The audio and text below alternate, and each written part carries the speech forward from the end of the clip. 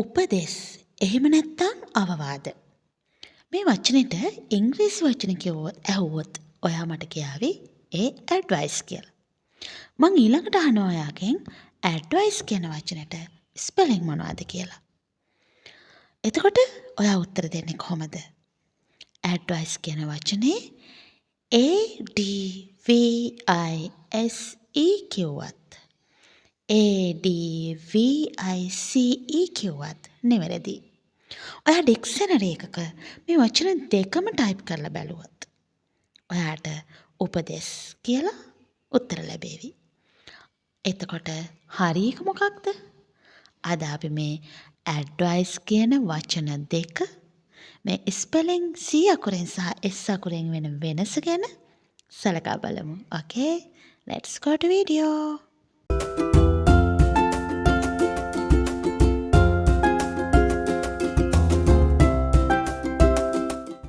මේ ඇඩ්වයිස් කියන වචනය වෙනස් වෙන්නේ ස්පෙලිංස් මත. එතකොට ADVISE මේ කියන ඇඩ්වයිස් verb එක. ඒ කියන්නේ ක්‍රියාපදය. එහෙම නැත්නම් අපි මේක සිංහල තේරම ගත්තොත් උපදෙස් දෙනවා. උපදෙස් දෙනවා. ඇඩ්වයිස්. ඊට පස්සේ දැන් pronunciation එක වගේ advice ADVICE advice ඒ noun එක ඒ තමයි උපදෙස. එතකොට මේකේ වෙනස් වෙන්නේ S අකුර සහ C අකුර. advice verb එක උපදෙස් දෙනවා අගට ISE. advice noun එක උපදෙස ඒකාගට ICE. දැන් මේක ටිකක් කන්ෆියුස් වගේනේ. අපි කොහොමද මේක මතක තියාගන්නේ? අපිට මේක මතක තියාගන්න හරි අමාරුයි. උපදෙස් කියන noun එක උපදෙස් දෙනවා කියන verb එක වෙනස් වෙන්නේ කොහොමද? බලන්න. advice කියනකොට උපදෙස කියන noun එකේ අග අකුරු තුන ice. ice කියන්නේ noun එකක්. මේක මම මතක තියාගත්ත ක්‍රමයක් ඉස්සර. මේක ටික නිතරම පැටලෙන හින්දා අග අකුරු තුන ice කියන්නේ noun එකක්.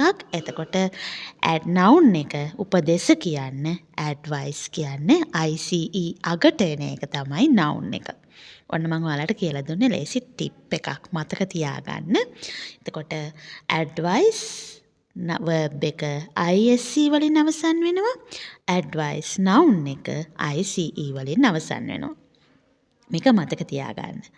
එතකොට මේ advice කියන්නේ noun එක ගැන සලකා බැලුවොත් උපදෙස කියන එක අපි බලනවා මේක countable noun එකක්ද එහෙම නැත්නම් uncountable noun එකක්ද? ඒ කියන්නේ දැන් මේ සාමාන්‍ය noun බෙදෙනවනේ countable uncountable.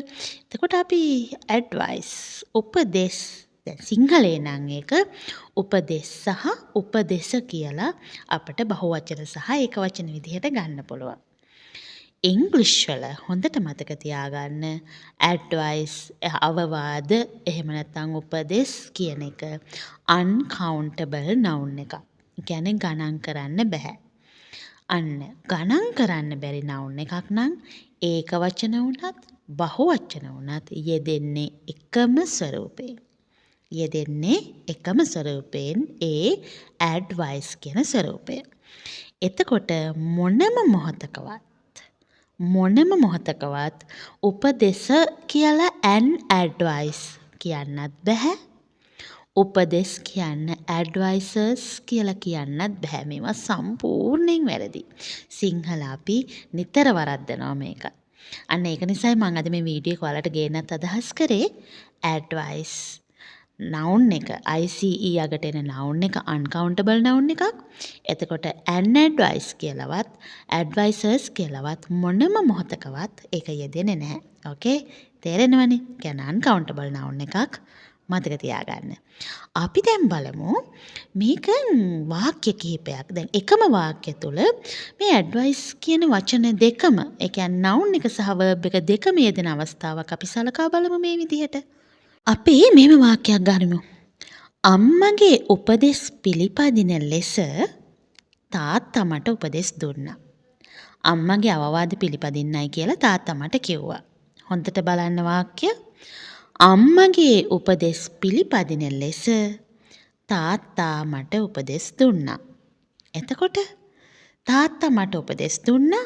My father advised me to follow my mother's advice.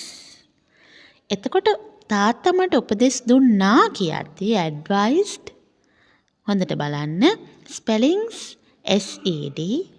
එතකොට තාත්තා අම්මාගේ උපදේශ පිළිපදින්න කියලා තාත්තා මට උපදෙස් දෙන්නේ.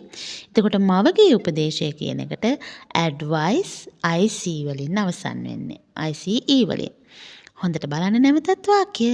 My father advised me to follow my mother's advice. අපි තවත් වාක්‍යයක් බලමු. දරුවන් වැඩිහිටියන්ගේ උපදෙස් පිළිපදින්න ඕනේ. දරුවෝ වුණාම වැඩිහිටියන්ගේ උපදෙස් පිළිපදින්න ඕනේ. කොහොමද කියන්නේ? Children should follow the advice of adults. Children should follow කරන්න ඕනේ, follow කළ යුතුයි. මේ should භාවිතය අපි කලින් කතා කරලා තියෙනවනේ channel එකේ. should භාවිතයේ අවස්ථා ඔක්කොම should not, should be මේ සියල්ල අපි කතා කරලා අවසන් කරලා තියෙන්නේ channel එකේ. ඒ videos බලන්න. එතකොට children should follow the advice of adults. වැඩිහිටියන්ගේ උපදෙස් පිළිපදින්න ඕනේ. මෙතන උපදෙස් කිව්වහම අපි advisors කියලා බහුවචන කරේ නෑ. මොකද advice කියන noun එක ICE වලින් අවසන් වෙන noun එක uncountable noun එකක්. තේරෙනව නේද? හරිම ලේසි මේ දේවල් තේරුම් ගන්න. ඉංග්‍රීසි යකෙක් නෙවෙයි. අපි බලමු තවත් වාක්‍ය දෙකක්. මේ advice කියන වචනය දෙආකාරයකට යෙදෙන විදිහ. මම ඒ වාක්‍ය දෙකේ සිංහල තේරුම වලට අරන් ආවේ නෑ. මොකද ඔයා ඊට පස්සේ සිංහල තේරුම මම දානකම් ඒ මත යැපෙන්න උත්සාහ කරනවා. ඔයා හිතන්න උත්සාහ කරන්නේ නැහැ. ඔන්න බලන්න මේ පළවෙනි වාක්‍ය. How would you advise your client in this situation? How would you advise? එතකොට මෙතන advice කියන්නේ උපදෙස් දෙනවා කියන verb එක. බලන්න වෙනස ඔයාලා දන්නවා. අවසන් වෙන්නේ ISE වලින්. එහෙනම් verb එක. එතකොට මෙතන අහන්නේ how would you advise your client in this situation? ඔයා කොහොමද මේ situation එක ගැන ඔයාගේ client උපදෙස් දුන්නේ? ඔයාගේ client ඔයා කොහොමද මේ ගැන උපදෙස් දුන්නේ? එතකොට තවත් මේ විදිහට අහන්න පුළුවන්. What advice would you give your client in this situation? මේ සිටුේෂන් එක ගැන ඔයාගේ client ඔයා දුන්න උපදෙස් මොනවද? එතන advice ICE වලින් අවසන් වෙන noun එක. මං හිතන්නේ මේ වෙනස ඔයාට තේරෙනවා. ඔයා තේරුම් ගන්න ඇති. මොකද යුකිත් එක්ක ඔයා මේ ඉංග්‍රීසි ඉගෙන ගන්න යන ගමනේ හරිම සරලව නැවතිල්ලේ උනන්දුවෙන් ඔයාලට මම උගන්වන්නේ. මං හිතනවා ඔයා මේ වීඩියෝ එක තේරුම් ගන්න ඇති කියලා. අපි නැවත සාරාංශයක් සලකා බලමු. ඉංග්‍රීසි භාෂාවේ advice විදිහට ශබ්ද වෙන වචන දෙකක් තියෙනවා. ඒ වචන දෙක අවසන් වෙන්නේ ICE වලින් අවසන් වෙන advice noun එක. ISE වලින් අවසන් වෙන advice එක verb එක. එතකොට මේ දෙක මතක තියාගන්න. අවසන් වෙන අකුරු තුනෙන් ICE කියන්නේ ice කියන්නේ noun එකක්. එතකොට ඒ noun එක විදිහට noun එක එන්නේ ICE වලින් අවසන් වෙන advice. එතකොට මේක uncountable noun එකක්. ice කියන්නේ uncountable noun එකක් නිසා ඒක ඒ විදිහට මතක තියාගන්න. මොනම මොහොතකවත් an advice හෝ advisors කියලා බහුවචන වෙන්නේ නැහැ. ඒක වචන උනත් බහුවචන උනත් advice. ඉතින් අද වීඩියෝ එක ගැන ඔයාලගේ අදහස් මට කියන්න පළවෙනි කමෙන්ට් කරන්න.